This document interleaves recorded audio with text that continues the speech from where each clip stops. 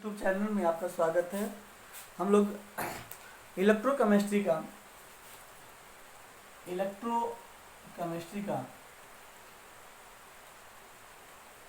चौथा लेक्चर यहाँ देख रहे हैं। चौथे लेक्चर में हम लोग पढ़ेंगे आज कंडक्टिविटी और electrolytes. Conductivity and electrolytes. Conductivity and electrolytes. हम लोग ये दो टॉपिक पढ़ेंगे यहाँ, कंडक्टिविटी और इलेक्ट्रोलाइट।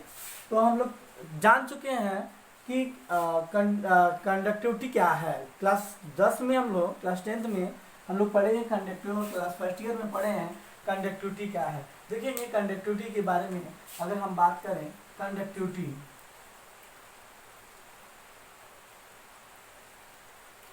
कंडक्टिविटी में पढ़ें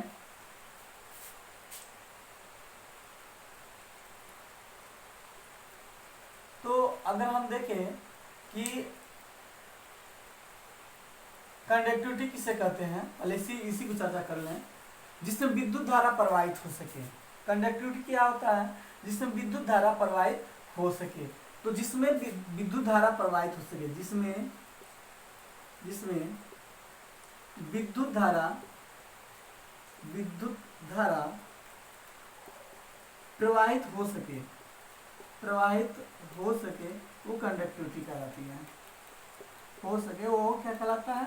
कंडक्टिविटी कहलाता है। अब देखिए कंडक्टिविटी यानी कि जिसमें विद्युत धारा नहीं प्रवाहित होता होगा वो क्या कहलाता होगा? नॉन कंडक्टिविटी कहलाता होगा। यहाँ कंडक्टिविटी जिसमें विद्युत धारा प्रवाहित हो सके वो कहलाता है कंडक्टिविटी। तो अगर हम देखें विद्युत धारा कहीं प्रवाहित होता है तो कंडक्टर, हम लोग इसको एक चीज और नाम देते हैं, इलेक्ट्रिकल कंडक्टर।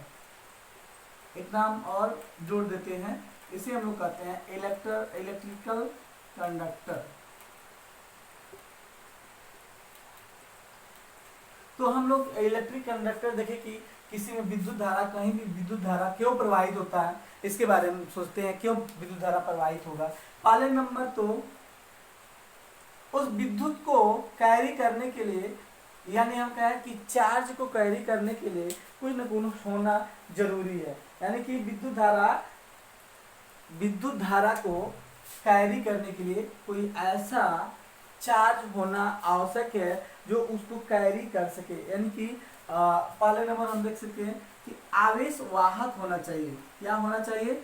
आवेश वाहक होना चाहिए। चार्ज कैरियर होना चाहिए। क्या होना चाहिए?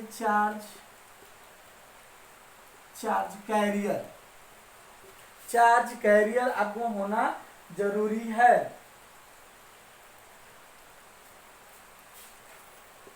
Charge carrier. दूसरा कंडीशन है कि विद्युत धारा को खींचने के लिए कोई ऐसा बल चाहिए। कोई क्या चाहिए? ऐसा बल चाहिए जो एक स्थान से दूसरे, यानी कि आवेश वाहक को, देखिए आवेश तो ढो रहा है, कैरियर कर रहा है, इस आवेश वाहक को बल की आवश्यकता पड़ेगी। ध्यान दीजिए, आवेश वाहक को क्या की आवश्यकता पड़ेगी? बल की आवश्यकता पड़ेगी। क्यों बल की आवश्यकता पड़ेगी? वो विद्युत धारा को एक जगह से दूसरे जगह ले जा सके, ये आपको विद्युत बल की आवश्यकता पड़ेगी। ये तो हो गया कि आप जिसमें विद्युत धारा प्रवाहित हो सके वो कंडक्टिविटी होता है, इलेक्ट्रिकल कंडक्टर भी कहते हैं। और इलेक्ट्रिकल कंडक्टर को अगर हम देखें कि विद्युत प्रवाहित कैसे होगा, तो उसमें एक आवेश वाहक होना चाहिए, आवेश वाहक चाहिए। और आवेश वाहक को क्या, यहाँ वाहक छूट गया, आवेश वाहक को बल की आवश्यकता होगी जो विद्युत धारा को कैरी कर सके। क्या होना चाहिए? विद्युत बल को कैरी कर सके।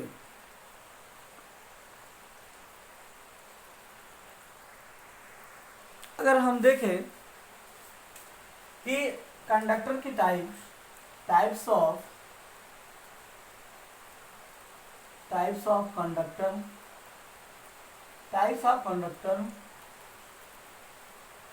इसको इलेक्ट्रिकल कंडक्टर भी कह सकते हैं। Types of electrical conductor, conductor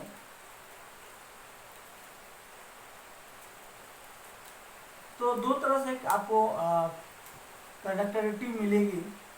एक होगा मेटेलिक कंडक्टिविटी, मेटेलिक कंडक्टर, और दूसरा होगा आपको इलेक्ट्रोलिटिक कंडक्टर, इलेक्ट्रोलिटिक कंडक्टर। हम यहाँ दोनों को समझेंगे।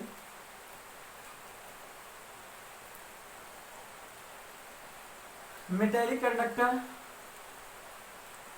मेटेलिक कंडक्टर और इलेक्ट्रोलिटिक कंडक्टर, दोनों के बारे में हम लोग थोड़ा समझेंगे, देखेंगे।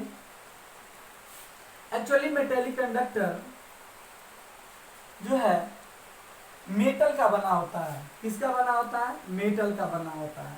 इसमें मेटल कंडक्टर किसका बना होता है? मेटल का बना होता है। आपको क्लियर करना पड़ेगा।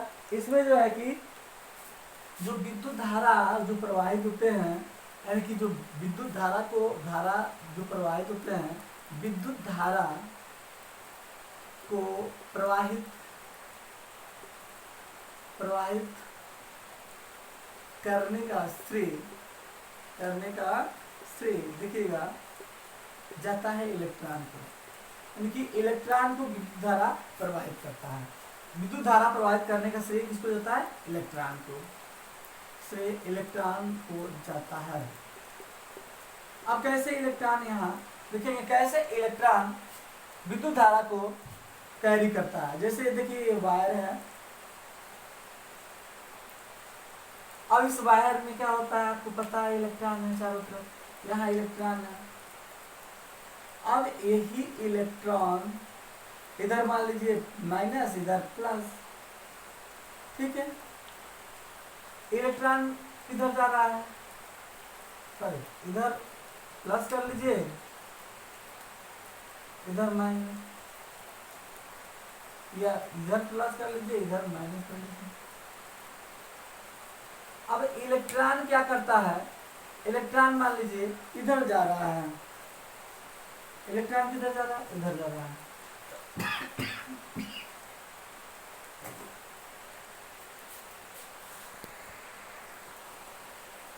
तो देखिए इसके विपरीत क्या आ जाएगा? इसके विपरीत विद्युत धारा प्रवाहित होगा। क्या होगा? विद्युत धारा। इलेक्ट्रॉन उत्तरदायित्व होते हैं मेटेलिक कंडक्टर में विद्युत धारा को प्रवाहित करने में। जबकि अगर हम बात करें इलेक्ट्रोलाइट में, तो आयन जो है, आयन उत्तरदायी होते हैं, विद्युत प्रवाहित करने में, विद्युत धारा प्रवाहित करने में, धारा प्रवाहित करने में।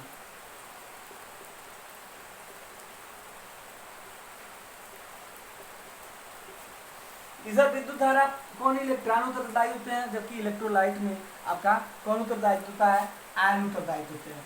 देखिएगा अगर हम बात करें विद्युत धारा मेटेलिक कंडक्टर में, इसमें कोई रासायनिक चेंज होती है। अगर आप कॉपर वायर ले लो, और कॉपर वायर में जो है कि अगर विद्युत धारा प्रवाहित करते हो, तो क्या कॉपर के तार में कोई परिवर्तन होता है? नहीं होता है। तो नहीं होता है, तो इसमें क्या होता है? कोई केमिकल चेंज नहीं होता है। मेटेलिक कंडक्टर में नो केमिकल चेंज। क्या? मेटेलिक कंडक्टर में नो केमिकल चेंज, कोई केमिकल चेंज नहीं पाया जाता है। जबकि आप इलेक्ट्रोलाइट आयन में आप देखोगे इसमें केमिकल चेंज पाया जाता है। क्या होता है? केमिकल चेंज पाया जाता है। थोड़ा आपको एक चीज और बता दें, मेटेलिक कंडक्टर ज्यों का त्यों, इसमें आप यानी कि केमिकल चेंज नहीं पाएगा, ज्यों का त्यों आप रिएक्शन इसमें कर सकते हो। इसका एग्जांपल अगर मान लो, देखो copper ion, Fe, Ag, Au तमाम वायर बना सकते हो, इसमें आप मेटेलिक कंडक्टर में इलेक्ट्रिसिटी प्रवाहित कर सकते हो, विद्युत धारा प्रवाहित कर सकते हो। इसमें नो केमिकल चेंज नहीं होता है, जबकि आपका इलेक्ट्रोलिटिक में केमिकल चेंज हो जाता है। ये तो आपको निकल गया। देखिएगा अभी बताया, ये जो इलेक्ट्रिकल कंडक्टर होता है, ये हमेशा जली विलयन में क्या होता है? जली विलयन में, जली विलयन जब करोगे तो आयन बनेंगे, क्या बनेंगे, आयन का निर्माण करेंगे।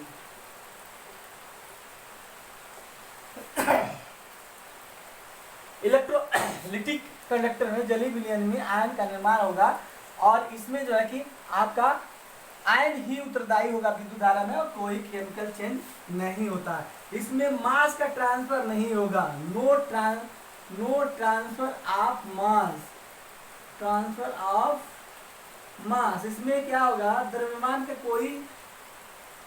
कोई चेंज नहीं होगा, कोई ट्रांसफर नहीं होगा। लेकिन जब यहाँ आयन बन रहे हैं, जैसे मान लीजिए अगर हम बता दें कि कॉपर सल्फेट लिए तो कॉपर सल्फेट किसमें चेंज हुआ, कॉपर प्लस SO4 माइनस, और जब ये कॉपर और SO4 का ही इसमें कॉपर प्लस और या SO4 दोनों ही क्या करते हैं, विद्युत धारा प्रवाहित करने में योगदान रखते हैं, तो इसमें क्या होगा, ट्रांसफर होगा, मास का ट्रांसफर होता है। मास का क्या होता है, ट्रांसफर होता है। अब देख लीजिए, दो होता है, एक मेटेलिक कंडक्टर और एक इलेक्ट्रिकल कंडक्टर। इसमें विद्युत धारा प्रवाहित करने का श्रेय इलेक्ट्रॉन को जाता है। इसमें केमिकल चेंज नहीं पाया जाता है और इसमें मास का कोई ट्रांसफर नहीं होता है, इसमें मास का ट्रांसफर होता है। एक चीज और बता दे कि मेटेलिक कंडक्टर में जो है कि रेजिस्टेंस पाया जाता है, प्रतिरोध पाया जाता है, और रेजिस्टेंस यानी कि प्रतिरोध पाया जाता है। और क्यों रेजिस्टेंस पाया जाता है, ये देखेंगे। रेजिस्टेंस की बात करें,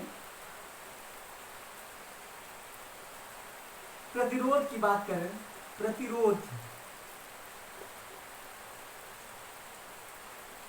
अगर प्रतिरोध की बात करें कि मेटेलिक कंडक्टर में प्रतिरोध क्या होता है, रुकावट करने वाला। जो मान लो तुम चल रहे हो और तुमसे कोई कुछ टकरा जाए, क्या तुमसे कोई टकरा जाए, तुम्हारा गति अवरोधक हो जाएगा ना। वैसे मान लो जो है कि विद्युत धारा चल रही है कि इलेक्ट्रॉन कैरी कर रहा है, यहाँ पे आयन कैरी कर रहा है, तो जब यहाँ आयन कैरी कर रहा है ना, इलेक्ट्रॉन जब कैरी कर रहा है, तो इलेक्ट्रॉन से कोई टकराने वाला होगा।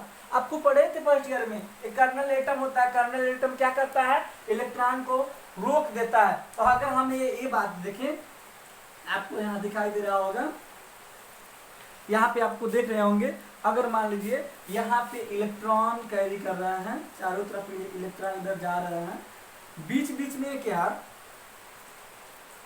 यहाँ पॉजिटिव आयन बनेंगे क्या, नहीं बनेंगे ना, एकदम साधारण है, यहाँ पॉजिटिव बनेंगे। और यही इलेक्ट्रॉन इन पॉजिटिव से लड़कर कुछ न कुछ रेजिस्टेंस पैदा करता है, कुछ न कुछ प्रतिरोध पैदा करता है। और क्यों होता है कि आप एटम के जो, अगर हम एटम देखें, एटम के अंदर जो कर्नल होते हैं, जो कर्नल होते हैं, उनसे कर्नल से टक्कर के फलस्वरूप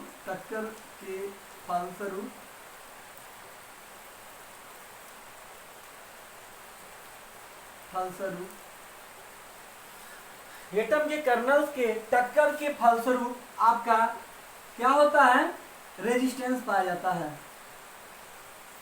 लेकिन अगर हम बात करें इलेक्ट्रोलिटिक कंडक्टर में, इसमें जो है इलेक्ट्रोकंडक्टर में आयन के, अब देखो यहाँ तो आपका अंदर कर्नल एटम की वजह से आपको क्या हो रहा है, रेजिस्टेंस उत्पन्न हो रहा है।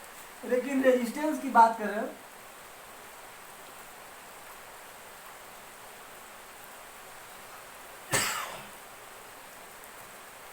रेजिस्टेंस की बात करें इसमें इलेक्ट्रिकल कंडक्टर में, तो इसमें क्या होते हैं अणु, अगर मान लो उसमें क्या है, सॉल्यूट है और सॉल्वेंट है, इलेक्ट्रोलिटिक। अब सॉल्वेंट में से जरूर पानी डालोगे, जलीय विलयन कर दिए हो, तो इसमें क्या करोगे, पानी डालोगे।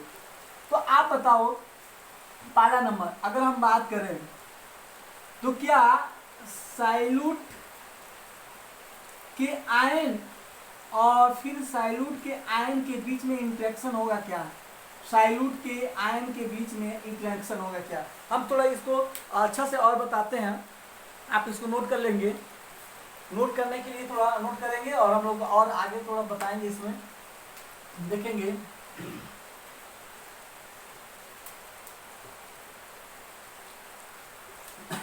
अभी आप लोगों ने देखा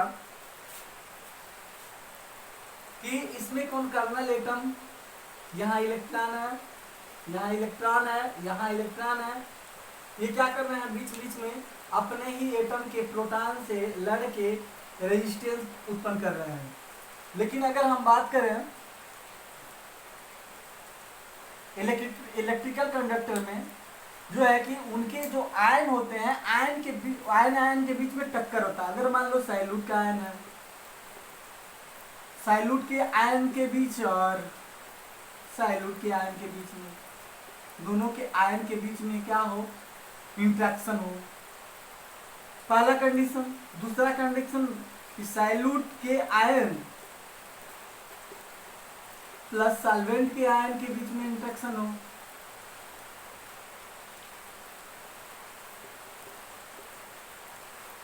तीसरा कि सॉल्वेंट के आयन प्लस सॉल्वेंट के आयन के बीच में टक्कर हो। ये तीन, दोनों के बीच में क्या हो, इंट्रैक्शन होता हो, इंट्रैक्शन, आपस में ये लड़े। तो आपस में जब लड़ेंगे तो क्या इनके बीच में एक तरह से रेजिस्टेंस, गतिरोध, प्रतिरोध उत्पन्न होगा? जरूर होगा। शायद इसमें पानी भी है, कॉपर सल्फेट भी है, तो इनके बीच में इंटरेक्शन जरूर होंगे। जब इंटरेक्शन होंगे तो प्रतिरोध जरूर उत्पन्न होगा। प्रतिरोध क्या होगा? जरूर उत्पन्न होगा। तो जाहिर सी बात है, मेटेलिक कंडक्टर में कम प्रतिरोध उत्पन्न होगा, कम प्रतिरोध उत्पन्न होता है।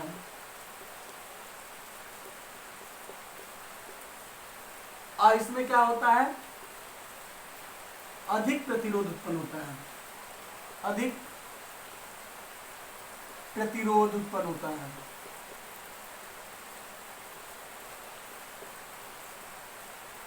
अधिक प्रतिरोध उत्पन्न होता है। दोनों के बारे में देखिएगा। अगर हम टेम्परेचर बढ़ाते हैं, देखिएगा जब हम टेम्परेचर बढ़ाते हैं तो यहाँ पे अगर हम ताप बढ़ाएं, ताप बढ़ाने पर, टेम्परेचर बढ़ाने पर प्रतिरोध घटता है, प्रतिरोध घटता है।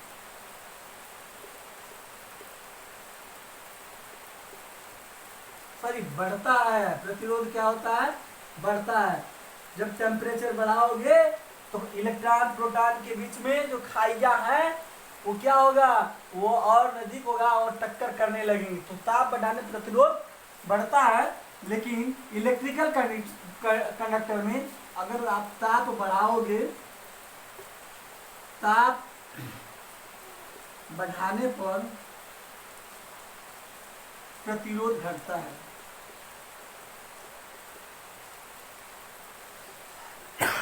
इनके अणु आयन दूर दूर हो जाएंगे। ताप बढ़ाने पर प्रतिरोध क्या होगा? ताप बढ़ाने पर प्रतिरोध घटेगा। ये तो आपका हो गया मेटेलिक कंडक्टर और नॉन इलेक्ट्रिक कंडक्टर के विशिष्ट अध्ययन। अब हम लोग थोड़ा आगे बढ़ेंगे। हम देखेंगे कंडक्टेंस ऑफ इलेक्ट्रोलाइटिक सॉल्यूशन में कंडक्टेंस ऑफ इसका हिंदी होगा विद्युत अपघटनी विलयनों का चालकत्व। विद्युत अपघटनी विलयनों का चालकत्व किसे कहते हैं? विद्युत अपघटनी विद्युत अपघटनी विलयनों का चालकत्व किसी विद्युत अपघटक के जलीय विलयन में विद्युत धारा को प्रवाहित करने की क्षमता उसका विद्युत अपघटनी चालकत्व कहलाती है। कंडक्टेंस ऑफ इलेक्ट्रोलाइटिक सॉल्यूशन कहलाता है। इसे आप लोग सी से प्रदर्शित करते हैं। ये चालक के प्रतिरोध आर के व्युत्क्रम के समानुपाती होता है। क्या होता है? यानी कि सी इक्वल टू होता है, सी इक्वल टू 1/r। क्या होता है? सी इक्वल टू 1/r होता है। यहां देखिए आर का, अगर हम सी का यूनिट देखिए, unit of C unit of C, यहाँ देख ले कि यूनिट का सी कैसे निकलता है। तो रेजिस्टेंस का आपका ओम होता है, क्या होता है, ओम, आपको पता भी है। रेजिस्टेंस का जो मात्रक होता है क्या होता है, ओम होता है। तो हम लोग ये ऐसे लिख सकते हैं सी अपान ओ एच एम, ओम। तो सी का क्या मात्रक क्या हो जाएगा, ओम इनवर्स। कभी कभी हमको इसको या ये लिख देते हैं, इसके सीधे उल्टा महो लिख देते हैं। क्या लिख देते हैं, महो। सी का यूनिट क्या हो जाएगा, ओम पर इनवर्स या महो। एक चीज और जानते हैं, ओम का नियम जानते हैं। ओम के नियमानुसार, ओम के नियमानुसार क्या होता है,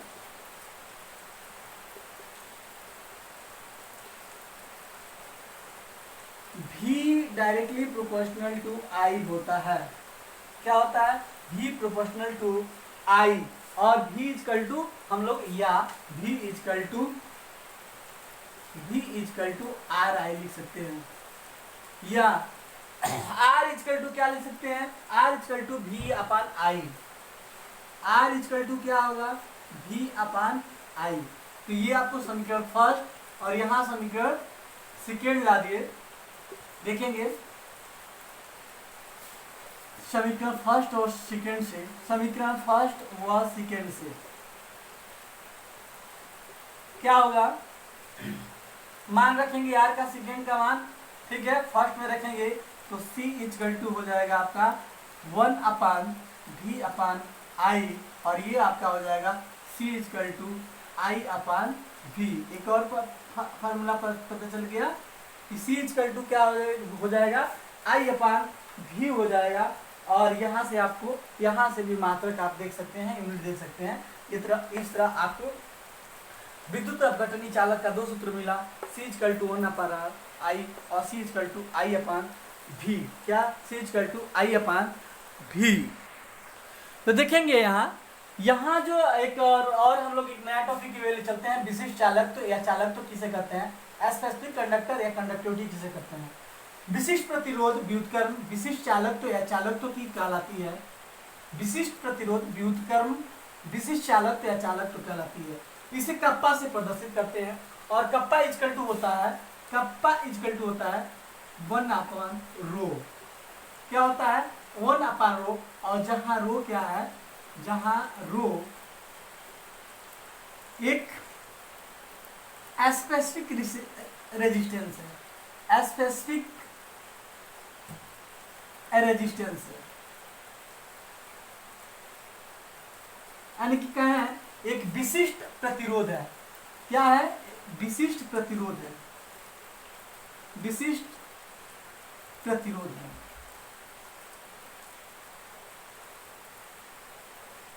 कप्पा इजकल टू क्या होता है, 1 अपान रो। देखिए कप्पा को हम लोग अभी चालक तो पढ़े थे, चालक तो क्या होता है, चालक तो C से दर्शाते हैं, और C इजकल टू होता है 1 अपान R। तो यहाँ एक चीज पढ़े अभी, C चालक तो C is equal to 1 upon R। सिर्फ उसी तरह ये क्या है, चालक तो है, और R क्या है, प्रतिरोध है। लेकिन अगर हम कप्पा से विशिष्ट प्रतिरोध, मान लो कोई विशिष्ट प्रतिरोध उत्पन्न होता हो तो क्या हो, कप्पा, उसे कप्पा से आप डिनोटेट करते हो, तो कप्पा इजकल टू 1 अपान रो, और रो को क्या करते हैं, एक विशिष्ट प्रतिरोध कहेंगे या स्पेसिफिक रेजिस्टेंस करते हैं। एक चीज बताइए, मान के चलिए आपने तो इलेक्ट्रोलाइटिक वाला पढ़ रहा है, इसमें आपने एक वायर लगा दिया, यहाँ इलेक्ट्रोलाइट भर दिया है, तो आपने ये देखा कि इनकी लंबाई अगर यल हो, यानी कि इनकी लंबाई, इनका जो ये एनोड है, ये कैथोड है, एक बार में आपने सेल का फॉर्मेशन कर लिया। मान लीजिए आप सेल फॉर्मेशन किए, तो क्या इसकी लंबाई घट जाएगी, एनोड की लंबाई घट जाएगी, कैथोड की लंबाई घट जाएगी, नहीं घटेगी, कभी नहीं घटेगी। एनोड की लंबाई वही रहेगी, इसका क्षेत्रफल वही रहेगा, इसका भी क्षेत्रफल वही होगा, इसका जो यल होगा, इनके बीच में जो यल होगा वही रहेगा। एक बार से आप फिट कर लिए तो ये और यल क्या होता है, कंसंट्रेट होगा, वह बढ़ेगा नहीं ना ही घटेगा। तो यहाँ अगर हम बात करते हैं, अगर हम देखते हैं कि ये और यल कभी भी क्या है, कंसंटेंट है इनका। ये एक्चुअली आर जो होता है, और यहाँ देखेंगे जो आर होता है, आर डायरेक्टली प्रोपोर्शनल टू यल के बराबर होता है। जो आर होता है क्या होता है, डायरेक्टली प्रोपोर्शनल टू आर। दो कंडीशन, यानी कि जो प्रतिरोध होता है वो यल के क्या होता है, डायरेक्टली प्रोपोर्शनल टू यल होता है। दूसरा अगर सेकेंड कंडीशन देखें, आर जो होता है डायरेक्टली प्रोपोर्शनल टू ए, यानी कि जो प्रतिरोध होता है उसके अंतर क्षेत्रफल के यहाँ इनडायरेक्टली प्रोपोर्शनल होगा, इनडायरेक्टली प्रोपोर्शनल होता है। यानी कि हम करते हैं आर व्युत्क्रमानुपाती ए और आर समानुपाती यल के बराबर होगा। तो अगर हम यहाँ देखें, इसको समीकरण फर्स्ट करें, आज को समीकरण सेकेंड करें। समीकरण फर्स्ट और समीकरण सेकेंड से हम लोग ऐसे लिख सकते हैं, आर डायरेक्टली प्रोपोर्शनल टू यल अपान ए। क्या होता है, आर डायरेक्टली प्रोपोर्शनल टू यल अपान ई होता है। और आर इजकल टू हम ये भी लिख सकते हैं कि रो यल अपान ए। क्या, आर इजकल टू रो यल अपान ए, जहाँ आर क्या है, प्रतिरोध है, आर प्रतिरोध है, रो क्या है, विशिष्ट प्रतिरोध है। यहाँ ये विशिष्ट प्रतिरोध है, विशिष्ट प्रतिरोध है, और यल जानते हैं लंबाई है, और ये क्या है, एक अनुप्रस्थ क्षेत्रफल है। तो ये आपका क्या हो जाएगा, आर इक्वल टू रो 1 अपान ए। देखिए, और रो का मान यहाँ का पा विशिष्ट प्रतिरोध लगा दिए, या प्रतिरोध इक्वल टू रो अपान यल ए हो जाएगा। तो ये आपका क्या हुआ, ये आपका एक तरह से विशिष्ट चालकत्व या चालकत्व में आपको विशिष्ट प्रतिरोध भी क्या करने का तरीका आप यहाँ देखिए। एक चीज आपको और बता दें कि यहाँ जो आर इक्वल टू रो अपान यल, यल ए का मान क्या होता है, हमेशा कंसंटेंट होता है। क्या होता है, हमेशा कंसंटेंट आपका होता है ना। तो इस हम अब अगले क्वेश्चन, अगले वीडियो में अगला टॉपिक देखेंगे। तो धन्यवाद।